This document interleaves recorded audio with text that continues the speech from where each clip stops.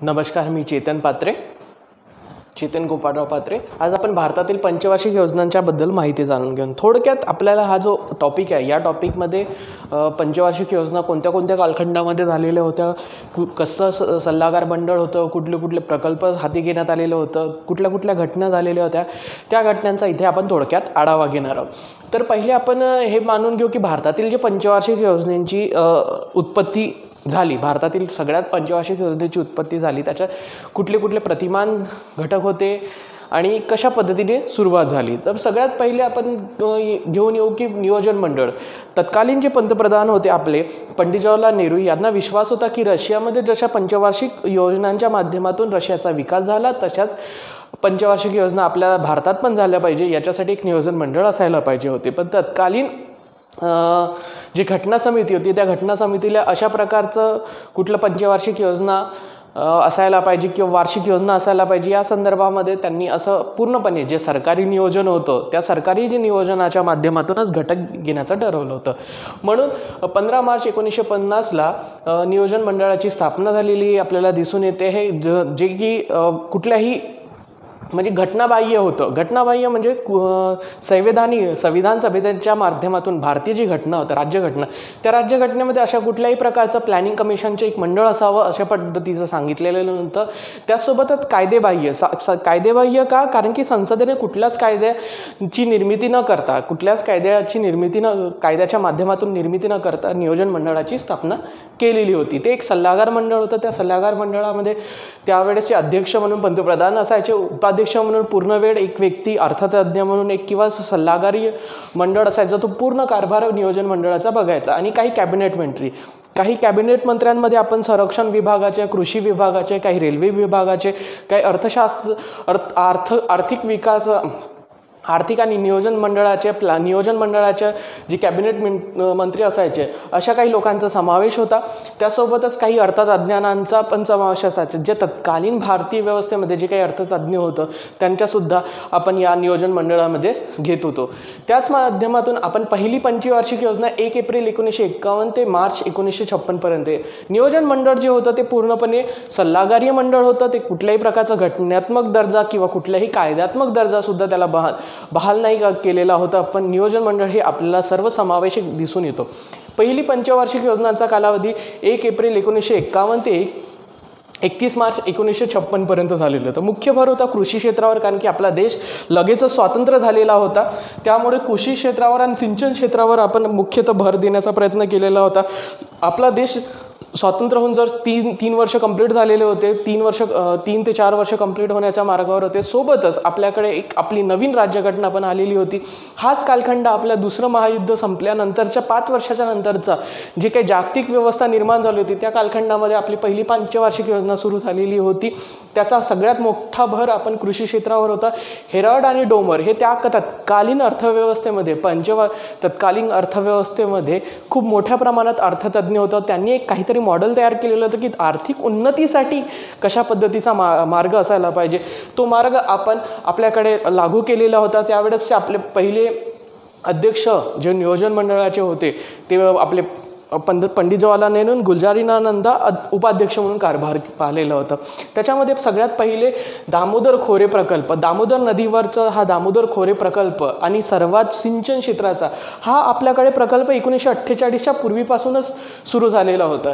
या प्रकल्पाची सुरुवातच या प्रकल्पाच्या सुरुवातीच्या संदर्भामध्ये तत्कालीन जे आपले कामगार मंत्री होते आणि थोड्या कालखंडासाठी अर्थतज्ज्ञ म्हणून आपल्या देशाला लाभलेले डॉक्टर बाबासाहेब आंबेडकर म्हणून दामोदर खोरे प्रकल्प म्हणून दामोदर व्हॅली खोरे प्रकल्प म्हणून दामोदर नदीवर झारखंड राज्यामध्ये स्थापन करण्यात आलेलं होतं.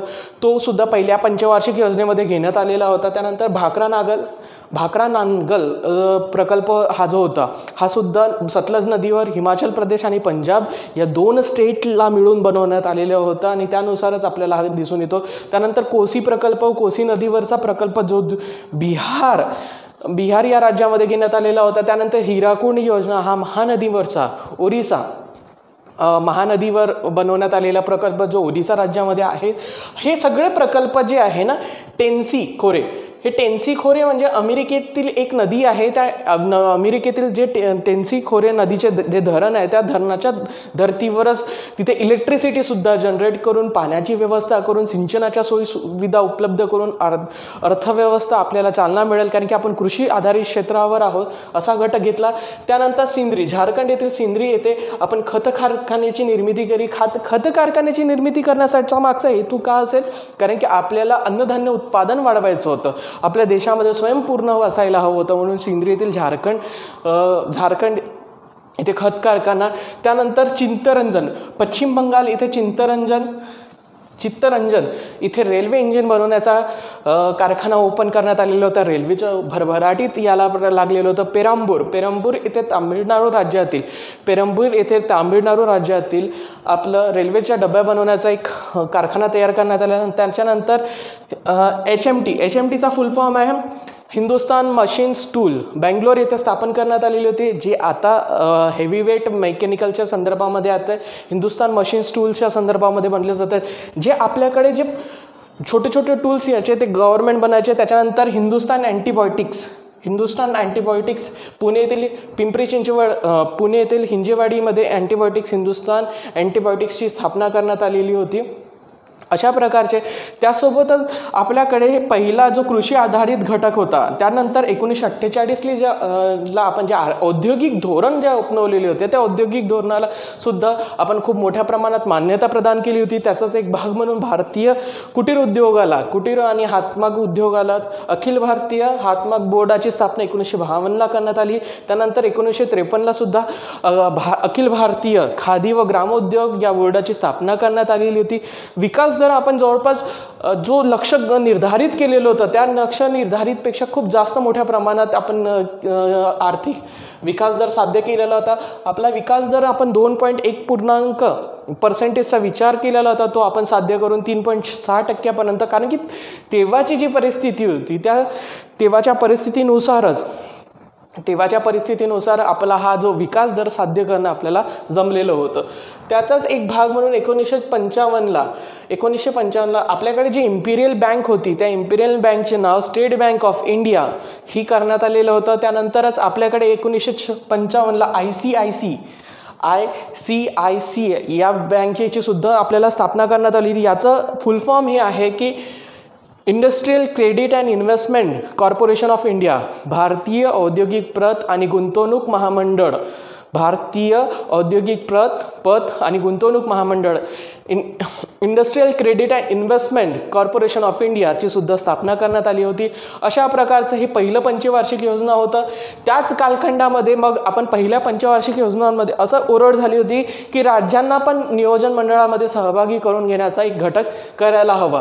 त्याच्यासाठी राष्ट्रीय विकास परिषदेची सुद्धा स्थापना करण्यात आली. 6 ऑगस्ट 1952ला त्याची स्थापना करण्यात आली. त्या रचनेमध्ये बघा, पंतप्रधान ठेवण्यात आले. पंतप्रधानाच्या नंतर जेवढेही सर्व कॅबिनेट मिनिस्टर्स होते, रेल्वेचे असो, कृषी असो, संरक्षण क्षेत्र असो, नियोजन असो, किंवा आपल्याला वाणिज्य, व्यापार या सर्व संरक्षण क्षेत्रातील सर्वांनाच आणि गृह मंत्रालय या सर्व कॅबिनेट मंत्र्यांचा इथे सदस्य म्हणून सहभाग असायचा. कारण की ते वेगवेगळ्या प्रांतातून, वेगवेगळ्या घटकातून आलेले होते, वेगवेगळ्या लोकांचे प्रतिनिधित्व करायचे.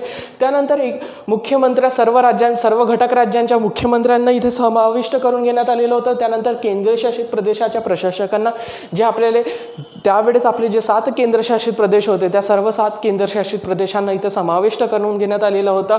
त्यानंतर हे जे नियोजन मंडळ होतं, त्या नियोजन मंडळाचे सर्व सदस्य इथे सहभागी असायचे. पण जेव्हा पॉंडिचेरी आणि आपल्या दिल्ली या केंद्रशासित प्रदेशांमध्ये सुद्धा जेव्हा गव्हर्नमेंट स्थापन झालेल्या होत्या, त्याच्यात मग आपण त्या मुख्यमंत्र्यांचाही समावेश करून घेतला. नंतर इतर केंद्रशासित प्रदेशांचाही आपण इथे समावेश करून घेतला. राष्ट्रीय विकास परिषद सुद्धा हे घटनाबाह्य, कायदेबाह्य आणि एक सर्वकालीन पूर्ण वेळ काम करणारी ही संघटना नसून ती फक्त सल्लागार मंडळासारखीच एक वर्षातून 2 ते 3 बैठका घेण्याचा यांचा अधिकार असायचा आणि त्यानंतर नियोजन मंडळाने जो प्रस्ताव मांडलेला होता त्या प्रस्तावावर चर्चा करून वेगवेगळ्या भागांच्या माध्यमातून आपण या नियोजन मंडळाची स्थापना करतो. अशी आपली पहिली पंचवार्षिक योजना होती. पहिल्या पंचवार्षिक योजनेचा कालावधी 1 एप्रिल 1951 ते 31 मार्च 1956 पर्यंतचा होता. मुख्य भर कृषी क्षेत्रावर. त्यानंतर आपण दुसऱ्या पंचवार्षिक योजनेची सुरुवात 1 एप्रिल 1956ला झाली होती. तेव्हा काय झालं की नियोजन मंडळाने जी योजना तयार केली ती योजना तयार केल्यानंतर ते राष्ट्रीय विकास परिषदेकडे जायचे, ज्याला आपण NDC national development corporation council म्हणतो. त्या नियोजन राष्ट्रीय विकास परिषदेकडे जायचं, तिथे चर्चा व्हायची. तिथून चर्चा झाल्यानंतर काही सजेशनसाठी पुन्हा आपल्या यांच्याकडे नियोजन मंडळाकडे पाठवायचा. ते चर्चा झाल्यानंतर संसदेमध्ये त्या पटलावर ठेवायचा, संसदेमध्ये चर्चा करून त्याला मान्यता प्रदान करायची. मग पुन्हा राष्ट्रीय विकास परिषदेकडे जायचं आणि त्याच्या अंमलबजावणीसाठी नियोजन मंडळाकडे जायचं. अशा प्रकारचा हा कारभार आपण इथे दुसऱ्या पंचवार्षिक योजनेपासून बघतोय. तर मुख्य भर होता जड व मूलभूत उद्योगांची स्थापना. जड व मूलभूत उद्योगांची स्थापना का? कारण की आपण कृषी आधारित ज्या योजना सुरू केलेल्या होत्या त्या योजनेचाच नंतर आपल्याला असं वाटलं की आपण व्यापार क्षेत्रामध्ये औद्योगिक क्षेत्रामध्ये सुद्धा गेलं पाहिजे. याच्यासाठीच आपण हा जड व मूलभूत उद्योगांचा विचार केलेला होता. जड व मूलभूत उद्योगाचा विचार केल्यानंतर PC महालनोबिस हे एक अर्थशास्त्रज्ञ होते, ज्यांचा कालखंड 1928च्या सुमारासचा येतो. यांनी एक अर्थशास्त्रज्ञ केले होते की मूलभूत उद्योगांना, जड व मूलभूत उद्योगांचा पण आपण इथे स्वीकार करायला पाहिजे असा त्यांचा भर होता. त्यांच्या अर्थशास्त्रीय दृष्टिकोनातूनच आपण मग आपल्या दुसऱ्या पंचवार्षिक योजनेमध्ये जड व मूलभूत उद्योगांचा समावेश करून घेतलेला होता. त्यामध्ये आपण भिलाई पोलाद कारखाना रशियाच्या मदतीने 1959ला स्थापन केला. त्यानंतर रूरकेला प्रकल्प जर्मनीच्या मदतीने 1959ला. त्याच्यानंतर दुर्गापूर इथे पोलाद प्रकल्प ब्रिटनच्या मदतीने 1962ला. त्याच्यानंतर भारत हेवी मेटल्स, ज्याला भेल जे म्हणतो, भारत हेवी इलेक्ट्रिकल लिमिटेड जे आहे ते भोपाळ इथे स्थापन करण्यात आलं. त्याच्यानंतर नागल व रूरकेला इथे खत कारखान्याची स्थापना करण्यात आलेली होती. त्याच्यानंतर आर्थिक दर जो होता, विकास दर जो होता तो आपण लक्ष केंद्रित केलं होतं की 4.5% असणार आहे, पण तो आपण इथे 4.1%च साध्य करू शकलो. का साध्य करू शकण्याचे मुख्य दृष्टिकोन का होतं? कारण की त्यावेळेस मोठ्या प्रमाणामध्ये आपण कृषी क्षेत्रांपासून वेगवेगळे होत गेलो होतो. त्यानंतर सुवेझ काला आंतरराष्ट्रीय व्यासपीठावर वेगवेगळे पटल निर्माण झालेले होते. असा हा दुसऱ्या पंचवार्षिक योजनेचा कालखंडामध्ये आपल्याला दिसून येतो. भिलाई पोलाद कारखाना आता कुठे आहे? छत्तीसगड. रूरकेला पोलाद कारखाना आपला पश्चिम बंगालला. दुर्गापूर पण हा जो कारखाना आहे हा आपण पश्चिम बंगालकडे आहे. त्यानंतर Bharat heavy electrical limited Bhopal आहे. नागल, रूरकेला अशा प्रकारचे हे आपण खत कारखाने आणि जड उद्योगांची निर्मिती करण्याचा घटक आपण इथे बघितलेलं होतं. या प्रकल्पाचं एक घटना होती की जे हेवी वेजेसच्या प्रकल्प, म्हणजे आम्ही ज्या लोकांना उपयोगी असलेल्या वस्तूंची निर्मिती केली पाहिजे, त्या निर्मितीच्या नंतरच आपण आपले उद्योगधंदे सुरू करायला पाहिजे, असं PC महालनोबिसचं आर्थिक धोरण होतं. पण इथे हे असं ठरवण्यात आलं होतं की नाही, आम्ही पहिले लोखंड तयार करू आणि त्यानंतरच मग लोकांना वाटत असेल तर ते बाकीचे उत्पन्न करतील, असं तयार करण्यात आलं होतं. PC महालनोबिस म्हणायचे की गुड अँड वेजेसच्या संदर्भामध्ये आपण दृष्टिकोन ठेवला पाहिजे. अशा प्रकारे 1956 ते 1961चा कालखंड, यामध्येच आपण काही उद्योग लिस्ट म्हणजे समाजवादी रचनेचा दृष्टिकोन केलेला होता. पण दुसऱ्या पंचवार्षिक योजनेमध्येच आपण समाज विकासाच्या दृष्टिकोनातून जे समाज रचना असायला पाहिजे त्या समाज रचनाच्या दृष्टिकोनातून आपण बाहेर पडत होतो. कारण की आपल्याकडे विकासात्मक दृष्टिकोन जे आर्थिक आणि नीतिमत्तेच्या माध्यमातून होती, लोकांच्या सामाजिक जीवनाच्या संदर्भातील होत्या, त्यापासून थोडं बराच मोठ्या प्रमाणात दुरावलेलं होतं. कारण की आपल्याकडे इकॉनॉमिक्सच्या संदर्भामध्ये म्हणजे लोकांच्या शिक्षणावर आपण भर देणाऱ्या घटकांपासून बऱ्याच लांब पडत गेलेलो होतो. पण समाजवादी दृष्टिकोन ही पूर्णपणे योजनासुद्धा आपले तत्कालीन पंतप्रधान जे होते पंडित जवाहरलाल नेहरू यांच्या अध्यक्षतेच्याच खाली आपण ह्या गोष्टीचा इथे समावेश करून घेतलेला होता.